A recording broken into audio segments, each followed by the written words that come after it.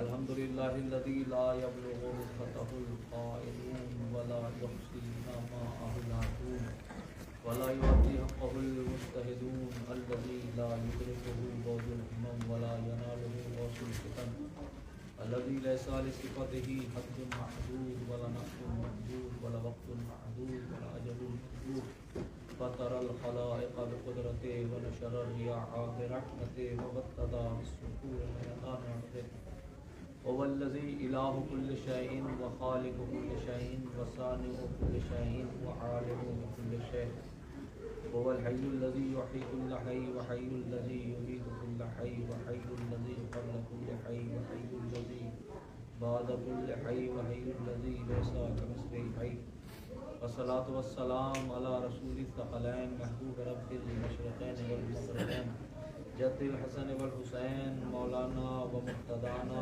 أبي العباس محمد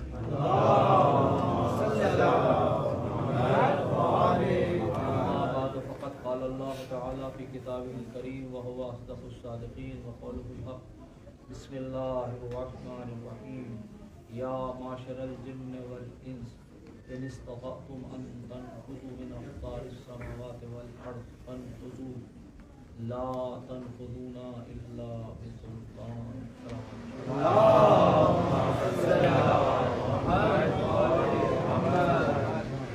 محترم اور برادران ایمانی دوستان عزیز اور بزرگان ظاہر ہے کہ آج ہمارے بڑے محترم اور مکرم شاعر اہل بیت ڈاکٹر قیصر زیدی صاحب تشریف رکھتے ہیں اور ان کے لیے میں ایک ہی جملہ کہہ سکتا ہوں کہ بہت انسان کے اندر دو چیزیں ہوتی ہیں، ایک شخص اور ایک شخصیت۔ کہیں پر شخص اچھا ہوتا ہے تو شخصیت محل اشکال ہوتی ہے، اور کہیں شخصیت بہت اچھی ہوتی ہے مگر شخص ظاہر پہ مزہ نہیں ہوتا۔ مگر یہ دونوں سے بات آپ کی بات میں جمع ہے، مگر اس میں بڑا مشکل ہے یہ کرنا کہ شخص زیادہ اہم ہے یا شخصیت زیادہ ہے۔ ایک صلوات آپ کے ساتھ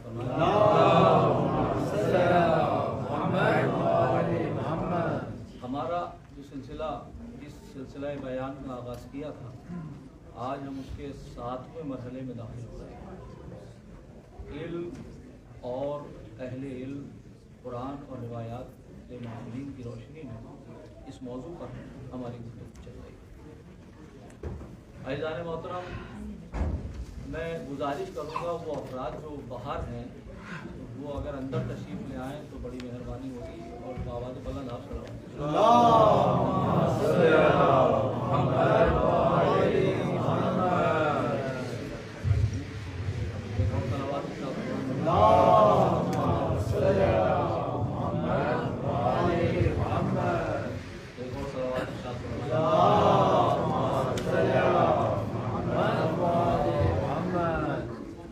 امام رضا علیہ السلام فرماتے ہیں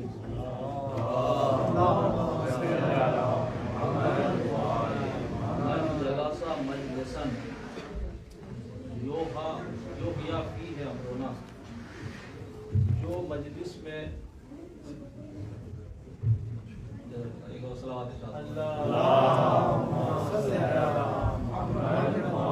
آپ فرماتے ہیں من جلس مجلسا، جو انسان مجلس میں بیٹھتا ہے یوحیٰ فیہ امرنا، جس میں ہمارے امر کو زندہ کیا جائے، لم تمت قلوبہم یوم تمت القلوب، تو قیامت کا وہ منظر کہ جب سارے دل مردہ ہوں گے تو اس پر مردگی اور خوشنودگی نہیں چھائے گی۔ لیکن اس میں شرط ہے من جلسا مجلسا، جو مجلس میں بیٹھے۔ امام نے یہ نہیں فرمایا جو مجلس کو سنے، امام نے یہ نہیں فرمایا کہ جو مجلس کو سنے، کہ سننے کا ایک اپنا ایک مقام ہے، میں اس کو منع نہیں کرتا، لیکن اس کا تقابل اس سے نہیں ہو سکتا کہ جو مجلس میں بیٹھ کر مجلس اہل بیت کو سنتا ہے، اس کا مرتبہ الگ ہے۔ آج سوشل میڈیا کے توسط سے لوگ سننے کے بہت عادی ہو گئے ہیں مگر بیٹھ کے سننے کے بہت کم عادی ہو گئے. اور میں عرض کر رہا تھا کل کی مجلس میں نے یہ بات پیش کی کہ علم اور معلومات یہ دو الگ چیزیں ہیں. آج کی نوجوان نسل کے پاس معلومات بہت ہیں مگر علم کی کمی. علم اور چیز ہے، معلومات اور چیز ہے. معلومات اور علم میں اساسی فرق یہ ہے کہ علم یقینیات تک پہنچاتا ہے، معلومات ظنیات تک پہنچاتے ہیں. معلومات اور علم میں دوسرا فرق یہ ہے کہ معلومات انسان کی شخصیت پر اثر انداز نہیں ہوتے بلکہ انسان کے اپنے وجود پر اثر انداز ہوتے ہیں. شخص ہونا اور ہے، شخصیت ہونا اور ہے. علم انسان کی شخص کے ساتھ ساتھ شخصیت پر اثر انداز ہوتا ہے. لہذا اور علم اور معلومات کے اندر اساسی فرق ایک یہ بھی ہے کہ معلومات وقت کے تقاضوں کے ساتھ بدل سکتے ہیں، علم میں کبھی تبدیلی نہیں ہوتی. علم کے اصول دائمی ہوتے ہیں، علم کے اصول ہمیشہ باقی رہنے والے ہوتے ہیں. تو لہذا ہمیں یہ اس چیز کا عادی ہونا ہوگا کہ ہم معلومات کی دنیا کے ساتھ ساتھ، میں یہ نہیں کہتا کہ معلومات کی دنیا کو حاصل نہ کریں، غلط نتیجہ اخذ نہ ہو. میں یہ نہیں کہتا کہ معلومات کی دنیا کو حاصل نہیں کیجیے، نہیں، ضروری ہے کہ معلومات کی دنیا میں بھی، ظنیات کی دنیا میں بھی تم سے آگے کوئی نہ ہو، یہ ضروری ہے. لیکن اس سے زیادہ اہم یہ بھی ہے کہ علم کی دنیا میں بھی اس حوالے سے قدم رکھیے کہ جس کا کوئی ثانی نہ ہو، جس کا کوئی نظیر نہ ہو. عزیزان گرامی، میں نے علم اور اہل علم کے سلسلے سے ہماری مسلسل گفتگو چل رہی ہے اور میں نے آپ کے سامنے پیش کیا تھا کہ قرآن مجید میں کچھ وہ آیتیں ہیں کہ جو علم کے سلسلے سے انسانیت کو بیدار کر رہی ہیں اور بتا رہی ہیں کہ دیکھو کچھ چیزیں وہ ہیں کہ جو چیلنج کر رہی ہیں، کچھ آیات وہ ہیں جو چیلنج کر رہے ہیں. تو جہاں مسئلہ چیلنج کا ہو جائے اس کو انسان اگر تلاش میں نکلے کہ اس کو حل کرے تو یہ ممکن نہیں ہے. لیکن کچھ چیزیں وہ ہیں کہ جو قرآن نے چیلنج نہیں کیا مگر قرآن نے صرف اشارہ کیا ہے. اب یہ ذہن انسانی، فکر انسانی اور بشریت کا اپنے علم اور تقاضے اور حالات کو پیش نظر رکھتے ہوئے یہ خود اس کو چاہیے کہ اس آیات کی روشنی میں وہ خود تحقیق اور جستجو کرے. ان میں سے بہت ساری آیات، میں نے تخت بلقیس کا تذکرہ کیا تھا، تو تخت بلقیس کا یمن سے فلسطین تک آ جانا، قرآن نے ایک علم ظاہر کیا مگر اس میں چیلنج نہیں کیا کہ تم ایسا نہیں کر سکتے. جناب سلیمان کے لیے منطق الطیر قرآن نے ذکر کیا کہ ان سے پرندے کی سے گفتگو کرنے کا ہنر آتا تھا، لیکن قرآن نے چیلنج نہیں کیا کہ تم ایسی مشین آئندہ نہیں بنا سکتے جو پرندوں کی زبان کو نہ سمجھ سکے. تو کہنے کا مقصد یہ ہے، اور اس طرح سے بہت ساری آیتیں ہیں. اس لیے کہ جتنے بھی معجزات ہیں، توجہ کیجیے گا، جتنے بھی معجزات ہیں وہ دو طریقے کے ہیں. ایک معجزات وہ ہیں کہ جس میں اس وقت کے لوگوں کو چیلنج کیا گیا کہ اس وقت کے افراد اس کو جو ہے وہ بجا نہیں لا سکتے تھے. اور کچھ چیلنجز اور کچھ معجزات وہ ہیں کہ جو پوری بشریت کو چیلنج کیا گیا. تو جہاں پوری بشریت کو چیلنج کیا گیا ہو اس کا کوئی بدل نہیں لا سکتا. لہذا قرآن کے سلسلے سے جو قرآن نے چیلنج، پروردگار نے چیلنج کیا کہ اگر تم میں طاقت ہے تو قرآن کا کوئی بدل لے آؤ. یہ چیلنج پوری بشریت کے لیے ہے، کسی ایک قوم کے لیے نہیں. اور اسی طریقے سے یہ قرآن مجید کی یہ جو آیت میں مسلسل پڑھ رہا ہوں جو محور تکلم ہے، یا معاشر الجن والانس، اے گروہ جن و انس، اگر تم میں طاقت ہے، اگر تم میں پاور ہے تو تم حدود आसमान और जमीन की सरहदों से बाहर निकल कर दिखाओ, फनफुसू, निकल कर दिखाओ, ला तनफुसूना इल्ला बिसुल्तान, तुम नहीं निकल सकते मगर ये कि सुल्तान के जरिए से, इल्म के जरिए से। तो ये वो चैलेंज है कि जिसको पूरी बशरियत को चैलेंज तो किया गया मगर उसमें शर्त रखी गई कि कर सकते हो मगर सुल्तान के जरिए से। तवज्जो कीजिएगा, यहां पर मुहाल नहीं है। देखिए मोजज़ात अंबिया जितने भी हैं, शायद एक नई बात आपकी खिदमत में पेश करना चाहने की कोशिश कर रहा हूं, मोजज़ात अंबिया जितने भी हैं वो महाल नहीं है। तवज्जो कीजिएगा, नामुमकिन नहीं है। अगर वो नामुमकिन होते तो होते नहीं। वाह वाह वाह, तवज्जो कीजिएगा, सुभान अल्लाह। जहां इल्म की तनावों को समेट दिया जाए और उस वक्त के लोग उसको नहीं समझे, तो ये एक मोजज़े की एक शक्ल ये होती है। और एक मोजज़े की शक्ल वो होती है कि जिसको तमाम बशरियत जो है वो पेश ही नहीं कर सकती। ये एक पहलू है। लेकिन कुछ मोजज़ात वो हैं कि जिसको बशरियत अगर अपने इल्म की रोशनी में आगे बढ़ती चली जाए तो उसको बजा ला सकती है, उसको अमल में ला सकती है।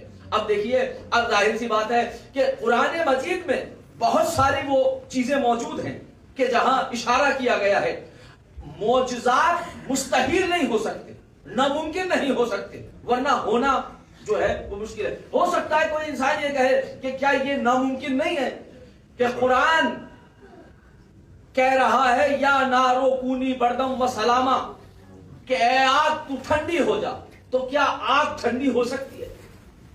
ये नामुमकिन है। ये नामुमकिन है कि आग जो है वो उसके अंदर से बुरूदत खत्म हो जाए। लेकिन आप कहेंगे कि अगर ये नामुमकिन होता तो फिर कुरान के बारे में क्या कहिएगा? तवज्जो कीजिएगा, देखिए दोनों में बड़ा बड़ा असासी फर्क है। कुरान ने यह नहीं कहा कि आग ठंडी हो जा फकत, इसका मतलब यह कि आग सिर्फ आग ठंडी नहीं हुई, इसलिए कि आग की हरारत को बुरूदत में तब्दील कर देना, गर्मी को ठंडे में तब्दील कर देना, यह नामुमकिन है। तवज्जो कीजिएगा, मैं क्या अर्ज कर रहा हूं। फिर कहेंगे आप कि भाई आग फिर गुलजार कैसे हुई? अगर सिर्फ आग को बदलना होता तो कैफियत आयत की अलग होती। क्या कहा गया है? या नारो कूलनी बर्दन व सलामा अला इब्राहिम, ए आग तू ठंडी हो जा इब्राहिम के लिए। वाह वाह वाह वाह वाह। इसका मतलब ये कि आग सबके लिए ठंडी नहीं हुई थी, आग की हरारत बाकी थी, लेकिन ये ठंडी हुई सिर्फ और सिर्फ इब्राहिम के लिए। वरना तो सिर्फ ये काफी था, या नारो कुनी बर्तन व सलामा, ए आग ठंडी हो जा, तो आग को ठंडा होकर। और ऐसा नहीं है कि हम जो कह देते हैं कि आग गुलजार हो गई, तो गुलजार होने का मतलब ये नहीं है कि सबके लिए गुलजार थी। आग अपनी हरारत पे बाकी थी, किसी के अंदर जुर्रत नहीं थी जो उस आग के करीब आ जाए। और परवरदिगार ने क्योंकि ये हुक्म दिया था अला इब्राहिम, कि सिर्फ इब्राहिम के लिए ठंडा होना है, तो लिहाजा आग सबके लिए गर्म थी सिवाय इब्राहिम के। लेकिन ये वो मौजूदा था कि जो सिर्फ इब्राहिम से खास था, किसी और से नहीं। कर रहा है। तो लिहाजा हमें यह समझना होगा, इल्म की दुनिया में इन बारीकियों को महसूस करना होगा कि आखिर जो है वो इल्म की दुनिया क्या है। मैं जाहिर सी बात है कि मौला अमीरुल मोमिनीन के जुमले पर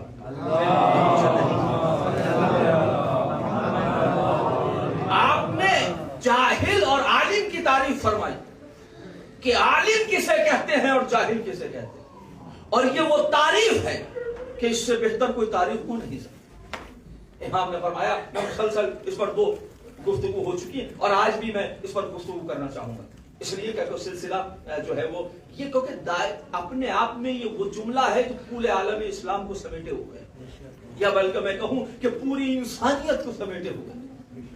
आप फरमाते हैं ला तरल जाहिला इल्ला मुफरतन और मुफर्रिता, कि तुम जाहिल को नहीं पाओगे मगर ये कि वो 2 कंडीशन से खाली नहीं होगा, 2 कैफियतों से खाली नहीं होगा। या तो हद से आगे बढ़ जाएगा या हद से पीछे रह जाएगा। जाहिल की तारीफ मौला फरमा रहे हैं कि जाहिल उसे कहते हैं कि जो हदे को क्रॉस कर जाए या उससे पीछे रह जाए।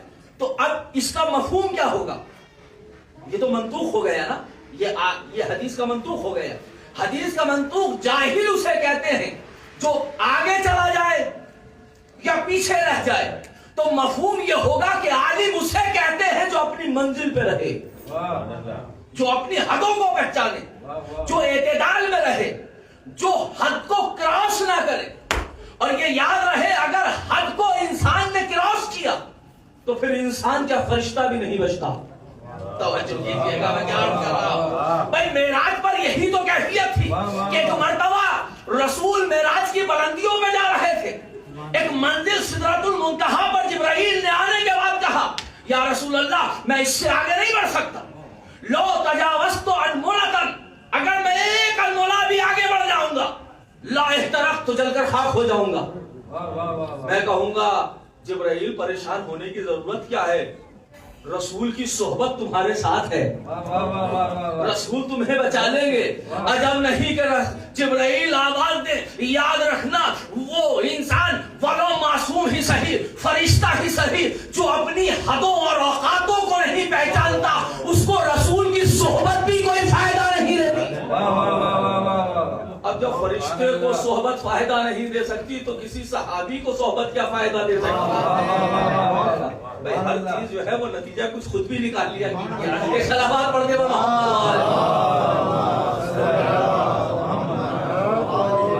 ساری ذمہ داری جو ہے وہ خطیب کے اوپر نہ رکھا کیجیے. تو لہذا لیکن چلیے بہرحال کچھ چیزیں ہیں کہ جس کو بیان کرنے کی ضرورت ہوتی ہے. تو لہذا اب جبرائیل تھے کہ جنہوں نے حد کو پہچانا. یہ حد کو پہچاننا نہیں تھا, یہ حقیقت علم کو رکھنا تھا.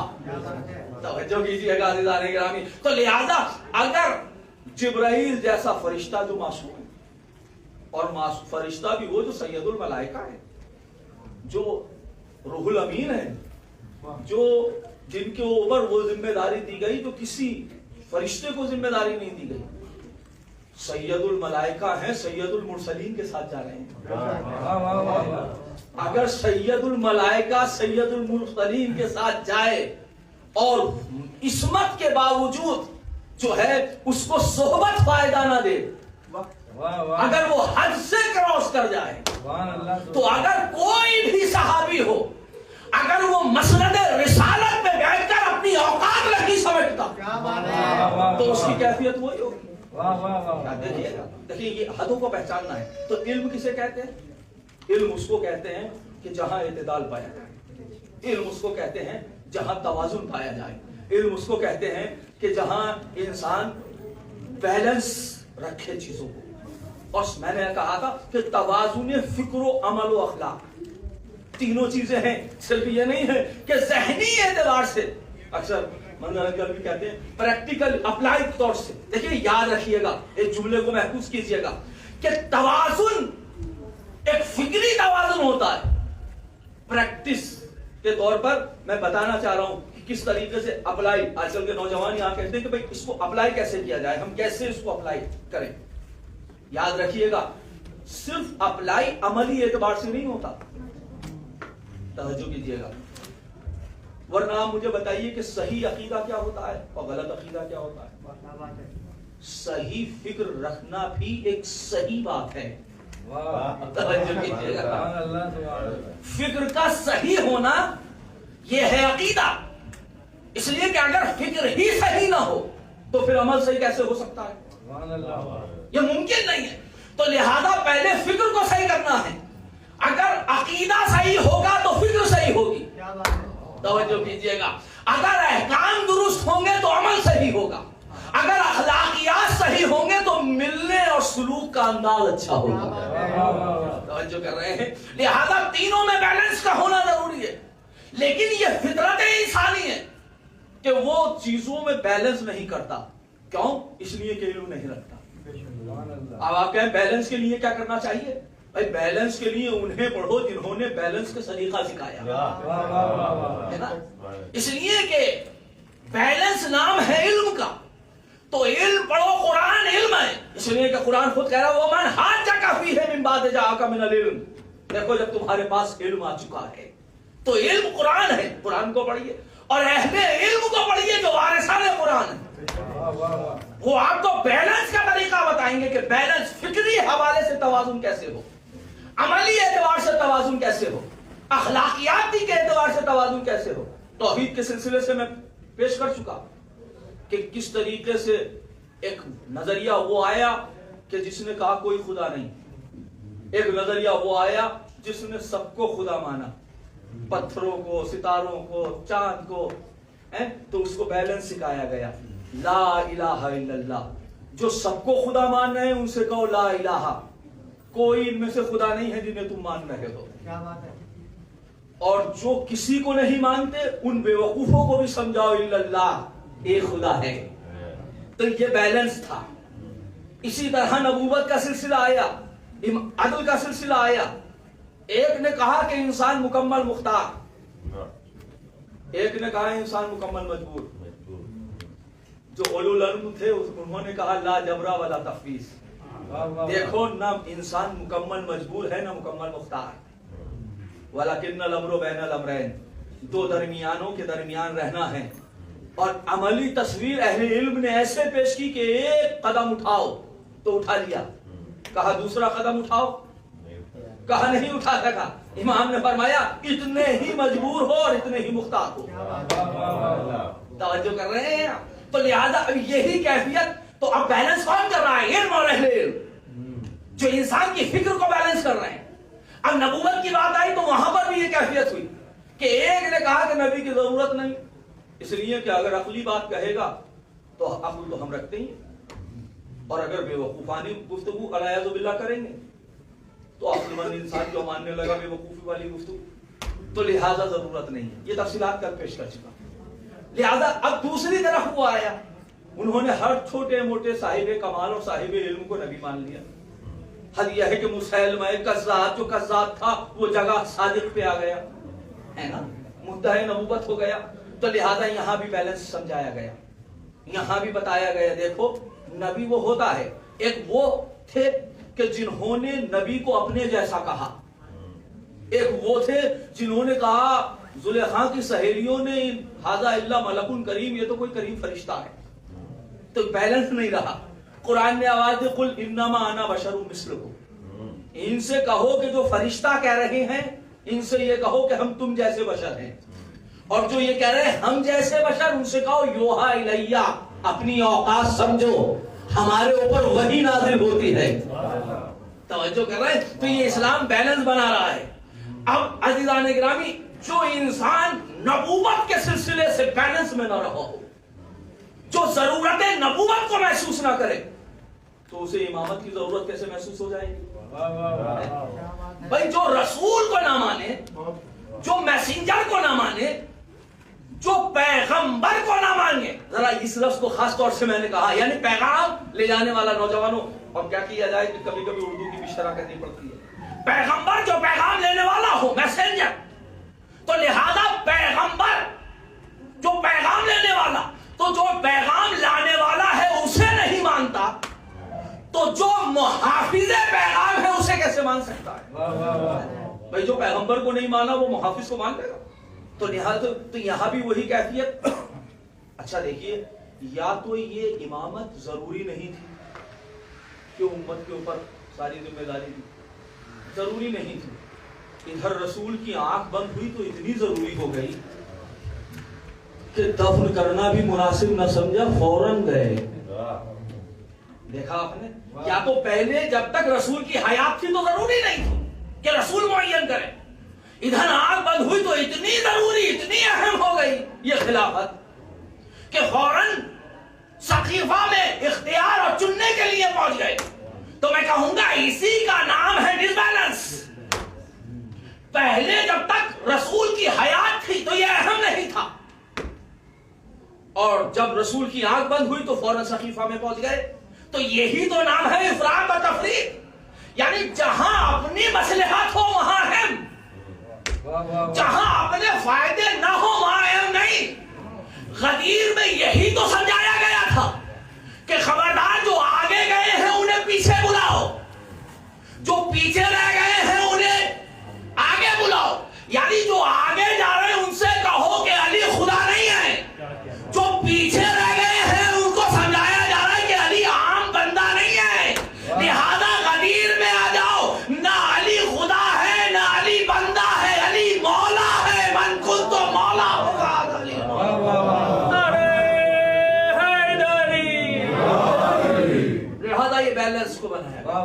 یہ کیفیت کو بنایا گیا. اچھا اب ظاہر ہے کہ جب توحید میں بیلنس نہ تھا، نبوت میں نہ تھا، عدل میں نہیں تھا، امامت میں نہیں تھا، تو قیامت ہی میں کیوں رہتا ہے؟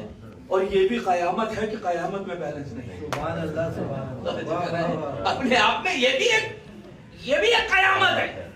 تو یہاں بھی دو طریقے کے سلسلے آئے اور قرآن نے تذکرہ کیا، سورہ انعام میں ہے، سورہ جاثیہ میں ہے اور دوسری آیات میں ہے، جو کہتے ہیں یہ ایک کانسیپٹ اور ایک نظریہ کہ جس کے لیے کہا ان حیا الا حیاتنا الدنیا، یہ نہیں ہے مگر یہ کہ صرف دنیا کی حیات ہے. وما كنا بمبعوثین، اور ہم کو اٹھایا نہیں جائے گا. یعنی کیا مطلب ہے؟ یہ ایک کانسیپٹ اور ایک نظریہ یہ ہے کہ قیامت نہیں ہوگی، لہذا جو دنیا ہے، جو گولڈن چانس ہے وہ یہی دنیا ہے. جیئے، کھائیے، عیش کیجیے اور جائیے. تو لہذا اس کو اچھے سے جیجیے. کیوں؟ اب ظاہر ہے کہ اگر قیامت کا اقرار کر لیا کہ حساب بھی دینا ہے تو پھر حریت چھن جائے گی، آزادی چھن جائے گی. کوئی اگر حساب لینے والا نظر میں رہے گا تو پھر اب زندگی کے ہر مرحلے میں سوچنا پڑے گا کہ اس کا حساب دینا ہے یا نہیں دینا ہے. لہذا بہتر طریقہ ہے کہ کہہ دیجئے کہ قیامت ہے ہی نہیں. آپ نے دیکھا قیامت نہیں ہے، یہ انہوں نے کہا جو مشرکین مکہ تھے. میں کہوں گا مشرکین مکہ کی کیا ضرورت ہے؟ آپ تو آتی ہے نا کہ کوئی یہاں پر تطبیق ہوگا. تو کیا ایسے بے وقوف آج کیا کم ہے کہ جو قیامت پر ایمان نہیں رکھتے، جن کے نظروں میں صرف دنیا دنیا ہے، حساب کچھ نہیں ہے. تو دنیا کا ہونا، توجہ کیجئے گا، دونوں باتوں میں فرق ہے. ایک انسان وہ ہے جو قیامت پہ یقین رکھتا ہے مگر اس یقین کو صحیح عمل نہیں کرتا، اور ایک وہ ہے جو یقین ہی نہیں رکھتا. اس کی بات نہیں کر رہے ہیں جو عمل اس کے مطابق نہ کرے، اگرچہ اس کی یقین پر بحث ہو سکتی ہے، لیکن بات ہے اس کانسیپٹ کی جو یقین ہی نہیں رکھتا. تو ایک نظریہ یہ تھا کہ کوئی زندگی نہیں ہے اس زندگی کے بعد، لہذا یہ زندگی ختم ہو جائے گی. اسی کے مقابلے میں ایک دوسری زندگی آئی. انہوں نے کہا یہ کیسے ممکن ہے؟ قیامت تو فوراً ہونی چاہیے، ادھر مرے ادھر قیامت. اور یہ کہ ہاں یہ ہندوازم میں بہت عام کانسیپٹ ہے، عام نظریہ ہے کہ کوئی انسان اگر مرا، توجہ کیجئے گا، اگر کوئی انسان مرا اور وہ فرض کیجئے کسی اچھے گھرانے میں تھا، اور وہ کہتے ہیں اب یہ فوراً ادھر مرا اور ادھر پیدا ہوگا کسی بدترین گھر میں. بدترین گھر میں پیدا ہونا اس بات کی دلیل ہے کہ اس کا عمل صحیح نہیں تھا. اور پھر یہ اگر اچھے گھر میں پیدا ہوا تو اس کا مطلب یہ کہ اس کا عمل بہت اچھا ہے. یعنی فوراً ہی قیامت ہو جانا. صبح شام قیامتیں ہو رہی ہیں، توجہ کر رہے ہیں. پھر علم اور اہل علم نے کہا تم کہاں جا رہے ہو؟ منٹ منٹ پہ قیامتیں کر رہے ہو. خدا کے فضل سے اپنا امام ہے قائم. قیامت اس کی ہے جس کا کوئی امام نہیں.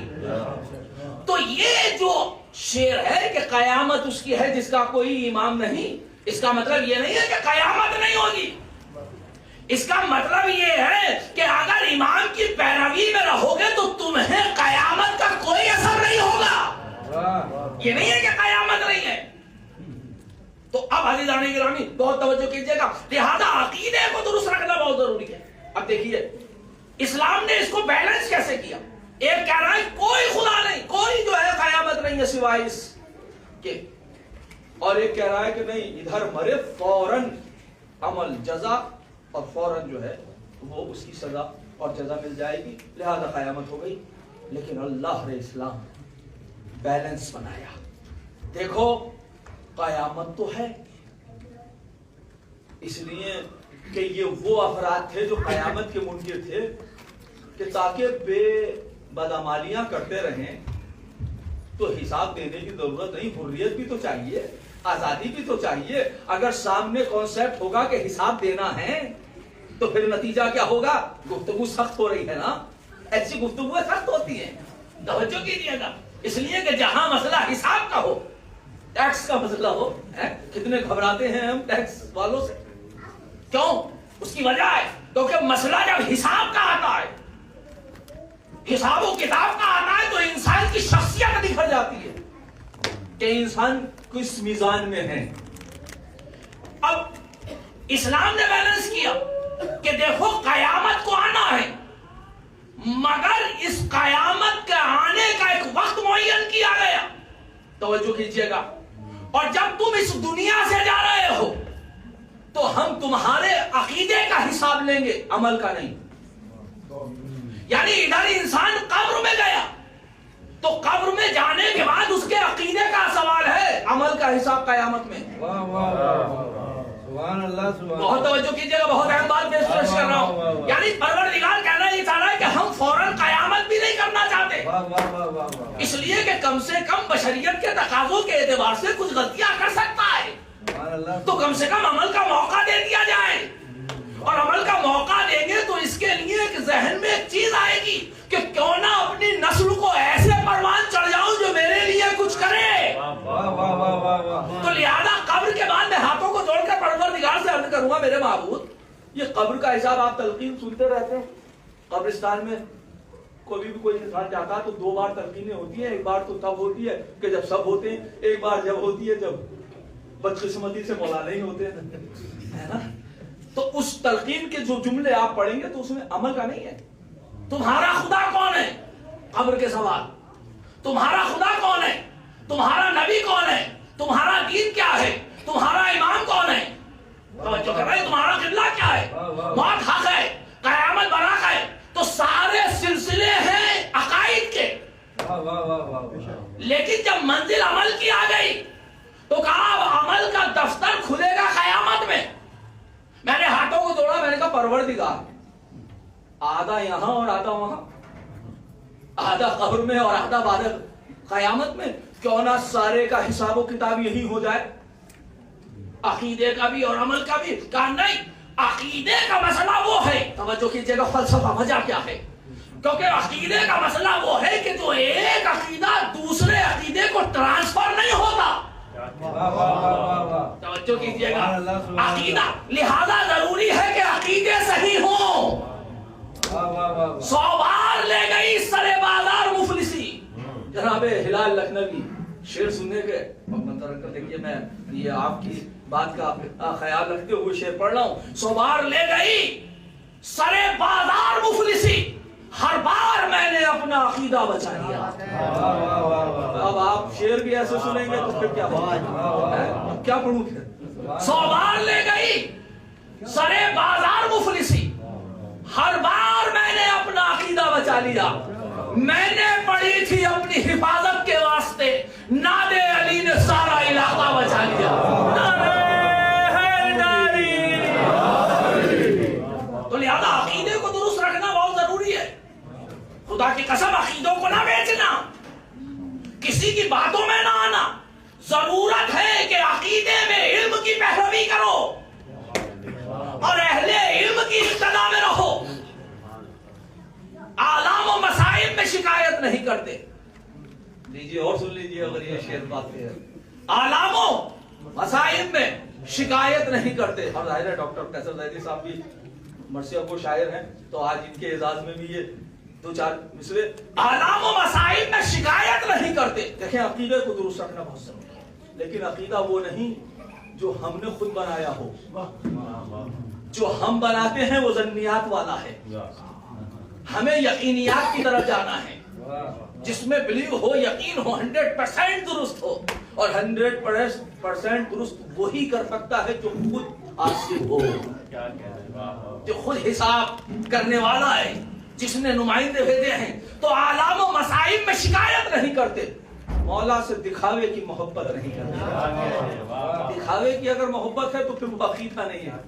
توجہ کیجیے گا، آلام و مصائب میں شکایت نہیں کرتے، مولا سے دکھاوے کی محبت نہیں کرتے. جذبات ابو ذر کی قسم آج بھی ہم لوگ غربت میں عقیدے کی تجارت نہیں کرتے، جو عقیدوں کی تجارتیں کرتے ہیں. عقیدے کی تجارت نہیں کرنا چاہیے. بولا، اب شعر سن لیں 2-3. بولا رخ فرعون پہ، تاکہ آپ کی بھی تازگی رہے. بولا رخ فرعون پہ موسیٰ کا تماچا. جناب ابو طالب کو پیش نظر رکھیں اور شعر سنیں. आलाम व मसाइब में शिकायत नहीं करते, मौला से दिखावे की मोहब्बत नहीं करते। जज्बात अबूजर की कसम आज भी हम लोग गुर्बत में अकीदे की तिजारत नहीं करते। बोला रुखे फिरौन पे मूसा का तमाचा, कुफार नबियों की किफायत नहीं करते। बेहुब्बे अली पढ़ते हैं जो लोग नमाजे, उठ बैठ तो करते हैं इबादत नहीं करते। मैं और हल्के से पढ़ूंगा तो आप और हल्के हो जाएंगे, मैं जानता हूँ। बहरहाल कहीं भी चला जाए मिजाज तो बहरहाल बाकी रहते हैं। सलावत पढ़ने में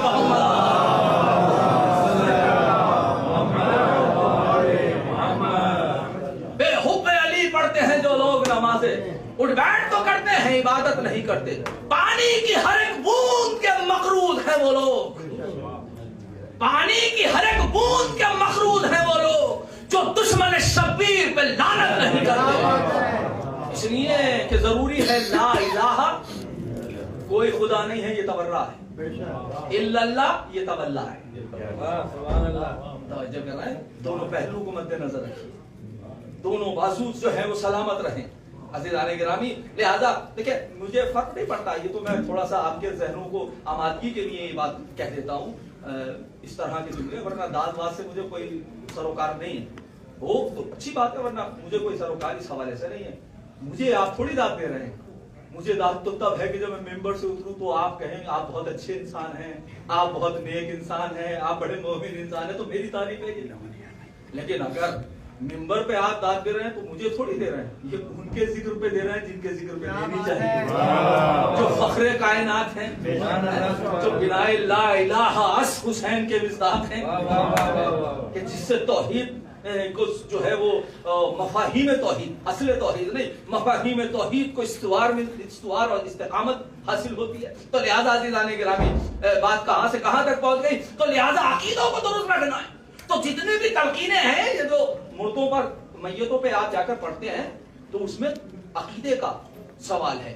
देखो तुम्हारे पास दो फरिश्ते आएंगे, देखिए मैं अभी से ही तलकीन आपको सुना रहा हूँ, लोग मरने के बाद सुनते हैं कि देखें आपके पास दो फरिश्ते आएंगे और आने के बाद आपसे सवाल करेंगे किसके बारे में, ये तलकीन का मफहूम है, खुदा के बारे में, कि तुम्हारा खुदा कौन है। अच्छा, सवाल के साथ साथ जवाब भी है उसमें तलकीन में, कहो कि तुम्हारा खुदा अल्लाह। तुम्हारा नबी कौन है, कहो कि तुम्हारा नबी रसूल है। तुम्हारा किबला क्या है, कहो कि तुम्हारा किबला काबा है। कहो तुम्हारा दीन क्या है, कि दीन इस्लाम है। तुम्हारा इमाम कौन है, कि इमाम 12 है। सबके अस्मा के साथ, नाम के साथ जो है सबको जिक्र किया जाता है। कहो कि मौत हक है, इससे दादा कौन समझेगा मौत हक है, जो पढ़ा हुआ है मौत क्या है, उससे कहो कि मौत हक है। सवाल मुनकिर नकीर हक है, और जो तुमसे हो रहा है यानी होने वाला है ये हक है। आमादा रहना, ये प्रिपरेशन करवा रही है, तैयारी करवाई जा रही है। हम कैसे इम्तिहान देना जाते हैं तो कैसे रात भर रखते हैं, तो हो सकता है कि रूह जब जिस्म से जुदा हो जाए तो वो कैफियत खत्म हो जाए। इसीलिए वाजिब नहीं है, ऐसा नहीं कि उसे याद नहीं है अगर जिंदगी में याद थी तो नहीं, ये मुस्तहब है, ताकि जिक्र का भी एक अपना फायदा है। ज़क्किर, याद कराओ, है ना। इस्मा इफ़हम बार बार कहा जा रहा, सुन और समझ। वाह वाह वाह वाह। हम तो मरने के बाद भी अपना फहम नहीं खोते। सुभान अल्लाह सुभान अल्लाह। सुन, इस्मा और इफ़हम, सुन और समझ। काश जो नबूवत के ज़हन पर हिज़यान की तोहमत लगा रहा था वो इतना ही समझ जाता कि जब हम मरते हैं तब भी सुनते और समझते हैं। तो फिर नबी का तो मर्तबा और है। क्या समझा वो इस्लाम को, क्या समझा उसने दीन को। तो लिहाजा अज़ीज़ाने गिरामी, लिहाजा अकीदे, मैं हाथों को जोड़कर अर्ज करूं, परवरदिगार ये सब अकीदे के सवालात क्यों कर रहा है, अमल का दरवाजा क्यों खोल दिया। क्या ये अमल करेगा, कहा ये खुद तो नहीं करेगा। अच्छा, अकीदे का क्यों सवाल है, अगर अकीदे का कर रहा है तो अमल का भी कर ले, पूरी फाइल तैयार कर दे, या फिर अगर करनी है तो सभी बाद में कर देना, कयामत में कर देना। ये कब्र में ही क्यों जो है आधी फाइल तैयार हो रही है और आधी फाइल जो है कयामत में, ये मुकम्मल या यहां हो जाए या वहां हो जाए। कहा नहीं, हम यही तो फलसफा बताना चाहते हैं कि तुम हमारी मखलूक हो, ہم جانتے ہیں کہ تمہارے لیے کیا بہتر ہے، اس لیے کہ عقیدے کو بدلا نہیں جا سکتا، تو لہذا مرتے ہی اس کا سوال ہے۔ لیکن عمل کا مسئلہ کم سے کم اس کا تدارک کر لو۔ ہم جانتے ہیں یہ ہمارا فضل ہے، ہم جانتے ہیں کہ تم انسان ہو، انسان سے غلطیاں سرزد ہو جاتی ہیں، تو فوراً قیامت نہیں دیں گے جیسے وہاں فوراً قیامت ہو گئی تھی۔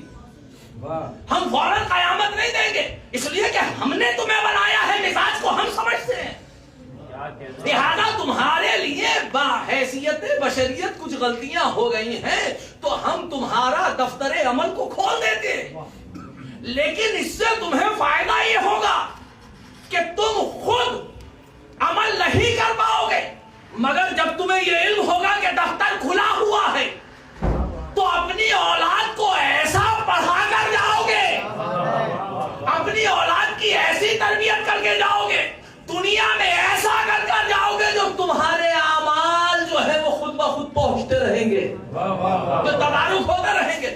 یہ فضل پروردگار ہے۔ میں کہوں گا پروردگار یہ دونوں میں بیلنس اس لیے رکھا گیا ہے کہ وہ افراد جو کہتے ہیں قیامت نہیں آئے، یہ بدعمالیوں کے شکار ہیں، تو ان سے کہا گیا کہ دیکھو قیامت ہے تاکہ خوف رہے کہ حساب دینا ہے، اور وہ افراد جو یہ کہہ رہے تھے کہ فوراً قیامت ہے، ان سے یہ کہہ دیا جائے کہ ہم اس لیے مہلتیں دے رہے ہیں تاکہ تدارک ہو جائے تمہارے عمل کا، اس لیے کہ ہم تم سے زیادہ، ہم 70 ماؤں سے زیادہ تم پر شفیق ہیں۔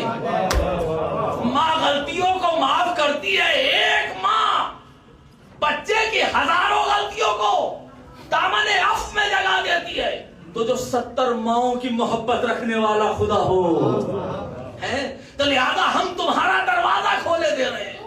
لہذا اس نے کہا کہ بیلنس رہے، خوف رہے قیامت کا، امید رہے عمل کے پہنچنے کی، کہ تاکہ جو غلطیاں ہوئی ہیں اس کو سردش کر سکے۔ لیکن اگر عقیدے میں بھی غلطی ہے تو عقیدہ تو ہم نے کہا تھا کہ سوچ کر سمجھ کر عقیدہ بنانا، عمل کی غلطی سمجھ میں آتی ہے، جذبات غالب ہو گئے، خواہش غالب ہو گئی، خطا ہو گئی، لیکن جہاں مسئلہ عقیدے کا ہے تو ہم نے تو کہا تھا کہ کسی چیز کو عقیدہ ہی نہ بنانا جب تک کہ اس پر یقین نہ ہو، اور ہم نے کہا تھا کہ عقیدے میں تقلید بھی نہیں ہے۔ توجہ کیجیے گا، عقیدے میں کسی کی تقلید نہیں ہے۔ تمام مراجع کرام کے فتوے اٹھائیے، آپ کو توضیح المسائل کے شروع میں مل جائے گا کہ احکام میں عمل میں تقلید ہے، عقیدے میں تقلید نہیں ہے۔ تو عقیدے میں تقلید اسی لیے نہیں ہے کہ پرکھ کر مانو، ہم ایسے نہیں مانتے، پرکھ کر مانتے ہیں۔ یہی تو وجہ ہے کہ اگر کسی نے آنے کے بعد جو ہے وہ اعلان امامت یا نبوت کیا تو ہم نے پرکھا، ہم نے ایسے ہی کسی کو جانشین نہ مانا، پرکھ کر مانا، اور ایسا پرکھ کر مانا کہ وہ خود کہہ اٹھے کہ اگر وہ نہ ہوتے تو میں ہلاک ہو جاتا ہے، وہ خود کہہ اٹھے کہ اگر وہ نہ ہوتے، ایک ہے شیطان کہ جو مجھے بہکاتا ہے، تو لہذا پرکھ کر مانو عقیدے کے۔ لہذا عقیدہ کا مسئلہ بہت اہم ہے۔ بس عزیزو، آج کی گفتگو یہاں روک رہا ہوں، کل عرض کروں گا کہ صرف اور صرف عقائد میں بیلنس نہیں بلکہ عمل اور عقیدے میں بھی بیلنس ہونا چاہیے۔ اور کیسا بیلنس ہو، اسی کا نام تو علم ہے، اور یہ کون بتائے گا؟ علم، اہل علم۔ اہل علم کون ہے؟ معصومین ہستی ہیں کہ جو جنہوں نے، جس خدا نے ان کو علم دے کر بھیجا ہے۔ ہم اپنے پاس سے علم حاصل نہیں کر سکتے۔ بس عزیزو، اس لیے کہ ان کی آغوش میں اگر کوئی پروان بھی چڑھ جائے تو اس کے پاس بھی علم کی وہ کیفیت ہوتی ہے کہ جو کسی ایسے ویسے میں نہیں ملتی۔ کاروان چل رہا ہے، حسین راستے میں ہے، منزل شراف آئی، غنود کی تاری ہوئی، ایک مرتبہ جیسے غنود کی سے فارغ ہوئے، کلمہ استرجاع زبان پر ہے، انا للہ و انا الیہ راجعون، ایک مرتبہ علی اکبر نے پوچھ لیا بابا یقیناً خدا کبریائی کے لائق ہے، سب اس کی بارگاہ میں پلٹ کر آئیں، لیکن یہاں پر یہ کلمہ استرجاع کہنے کی وجہ کیا ہے؟ یہ تکبیر بلند کرنے کی ضرورت کیا ہے؟ میرا لال میں نے ایک خواب دیکھا ہے، ابھی ہلکی سی غنودگی ہوئی تو میں نے خواب میں دیکھا اختلاف روایت کے رسول آئے ہیں، یہ ہاتف غیبی آواز دے رہا ہے کہ یہ قافلہ موت کی طرف بڑھ رہا ہے۔ علی اکبر نے سوال کیا السنا علی الحق، کیا ہم حق پر نہیں ہیں؟ دیکھیے یہ سوال جو ہے پوچھنے کے لیے نہیں تھا، اس لیے کہ سوال استفہام انکاری ہے، لہجے لفظوں میں نہیں آتے، لہجے لفظوں میں نہیں سماتے، انداز اور اسلوب جو ہے وہ معنی بتاتا ہے۔ قرآن نے اس کا ذکر کیا ہے، مثلا ایک تو انسان اس طرح سے پوچھے هل يستوي الذين يعلمون والذين لا يعلمون، کیا جاننے والے اور نہ جاننے والے برابر ہیں؟ اور ایک ترجمہ یہ ہو هل يستوي الذين يعلمون والذين لا يعلمون، کیا جاننے والے اور نہ جاننے والے برابر ہیں؟ لفظ نہیں بدلا، جملے وہی، لیکن لہجہ بتا رہا ہے کہ یہاں پر پوچھنے کی قصد سے جب کہا جائے کہ کیا جاننے والے اور نہ جاننے والے برابر، کیا جاننے والے اور نہ جاننے والے برابر ہیں؟ لہجہ لفظوں میں نہیں آتا۔ جناب علی اکبر پوچھ نہیں رہے، استفہام انکاری ہے، الحسنہ علی الحق، کہ ہم حق پر نہیں بابا، یعنی ہم بھی تو حق پر ہیں بابا۔ لیکن ہاتھوں کو جوڑ کر عرض کروں مولا، آپ ہر بوڑھا باپ اپنے جوان کو زندگی کی خبریں دیتا ہے، موت کی خبر نہیں دیتا۔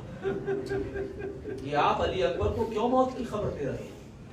عجب نہیں کہ خلیل کربلا حسین آواز دے کہ اگر ابراہیم اپنے خواب کو اسماعیل کو نہ بتاتے تو آج خلیل کربلا اپنا خواب اسماعیل کربلا علی اکبر کو نہ بتاتا۔ میں نے کہا مولا میں سمجھا نہیں، کہا کہ تم نے قرآن کی وہ آیت نہیں پڑھی کہ جب جناب ابراہیم کو خواب آیا اور خواب آیا کہ میں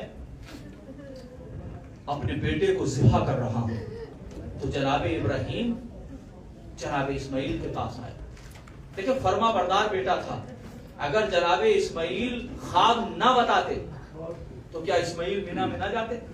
اگر کہتے بیٹا میرے ساتھ چلو تو کیا منع کرتے تھے؟ فرما بردار بیٹا تھا، منع نہیں کرتا، ساتھ چلے جاتے۔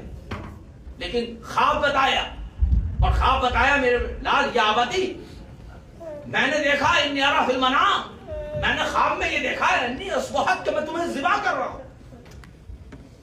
تو جناب اسماعیل نے کیا کہا؟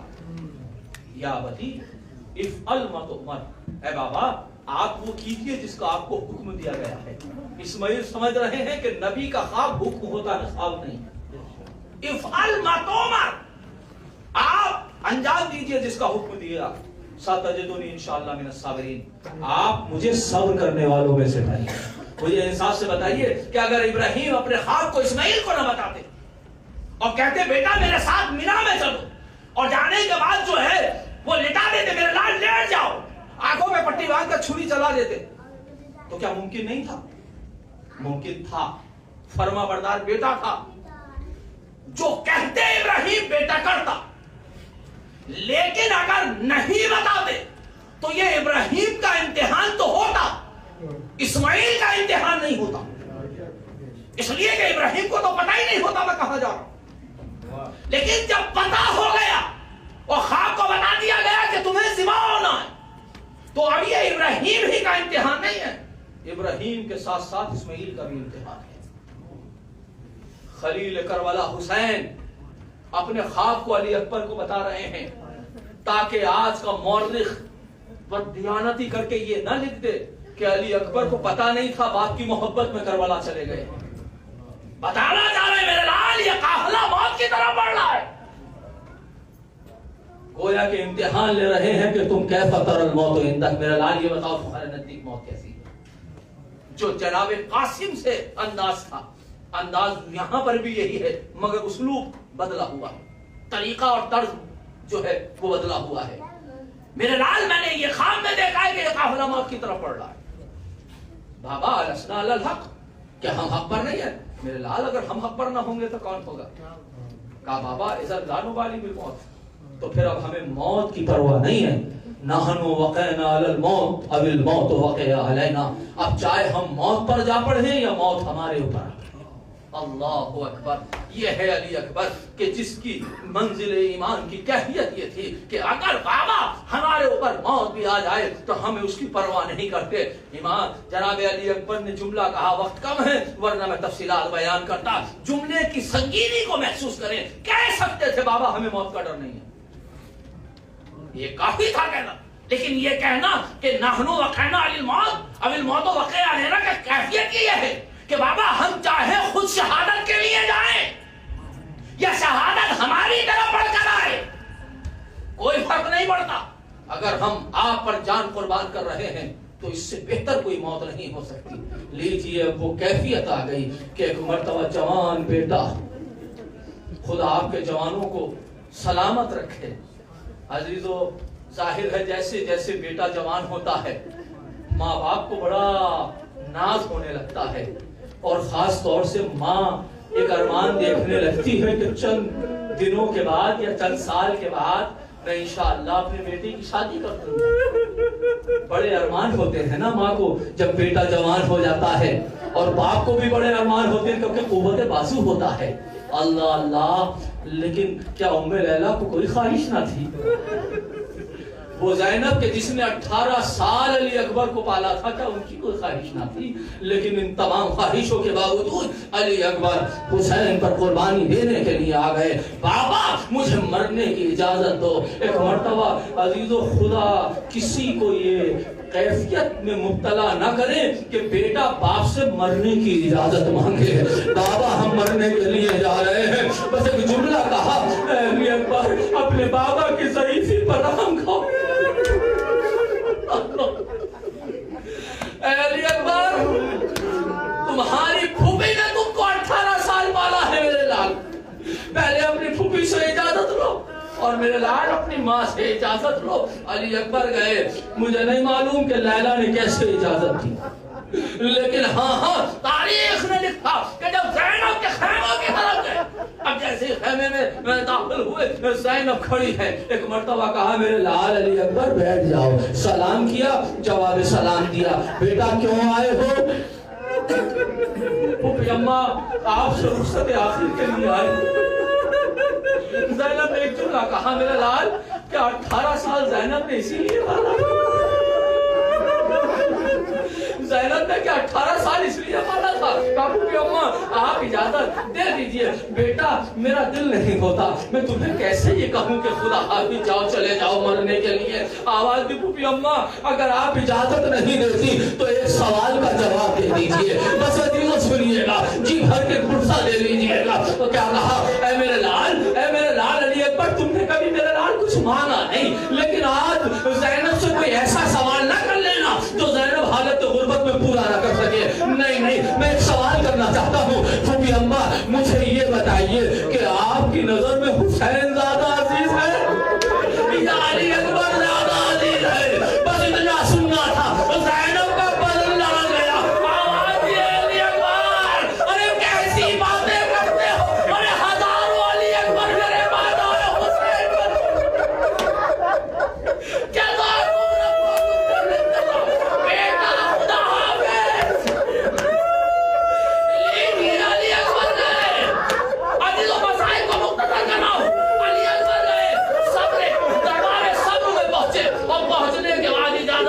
حسین نے کیسے اجازت دی اس کی تفصیلات میں نہیں بیان کرتا. لیجئے لیکن ایک کیفیت تھی نا. آپ اکثر سنتے رہتے ہیں لیکن اس کا سبب مجھ سے سن لیجئے. عزیزو آپ اکثر سنتے رہتے ہیں کہ ایک مرتبہ حسین نے علی اکبر کو سوال کیا. علی اکبر چلنے لگے. چلتے چلتے ایک مرتبہ کیا دیکھا کہ کسی کے آنے کی مڑ کے کیا دیکھا کہ کوئی غیر نہیں.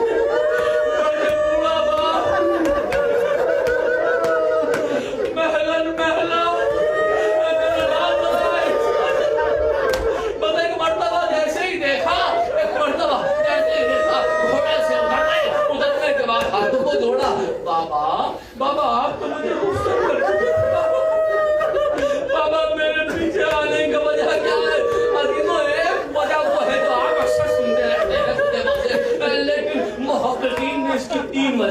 بتائی ہیں کہ جو میں بیان کر رہا ہوں. ایک مرتبہ کہا میرے لال مجھے یہ تو بتاؤ کہ میرے پیچھے اے بابا میرے پیچھے آنے کی وجہ کیا ہے؟ آپ تو مجھے رخصت کر چکے تھے. آواز دی اے میرے لال کاش تم صاحب میرے لال کاش تم صاحب اولاد ہوتے. یہ ایک وجہ ہے کہ جس کی وجہ سے حسین پیچھے پیچھے آ رہے تھے کہ حسین اگر امام ہے تو سینے پہ باپ کا دل بھی رکھتے ہیں, اس لیے پیچھے پیچھے آئے.